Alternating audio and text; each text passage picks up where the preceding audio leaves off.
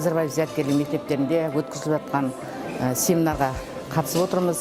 Семинарда ашық сабақтарға қатыстық, топтық әдісті пайдалану, оқушылармен жеке жұмыс жасау, оқушылардың жалпы білім барысы, бағалаудың түрлері, дескриптивті қалай қолдану керектігі туралы жалпы жақсы тұжырымды мәліметтер өзіме алдым. Және сабақтағы рефлексияның рөлі туралы практикумға қатыстық. Онда өзіміздің басқа мектептерден келген мұғалімдермен пікірлесе отырып, өзіміздің пікірлерімізді ортаға салып, ой бөлістік.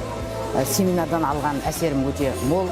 Бұрын үйде мұғалім барлық тірлікті қойып, тыныштықта бір өз ғана дайындалса, қазіргі уақытта мектепте бірлесе отырып, дарынды оқушыларды қалай дамыту керек, және сабақ жоспарын қалай жасау керек білдік, және оқушылардың оқу мақсатына жету үшін әдіс тәсілдерді үйрендік.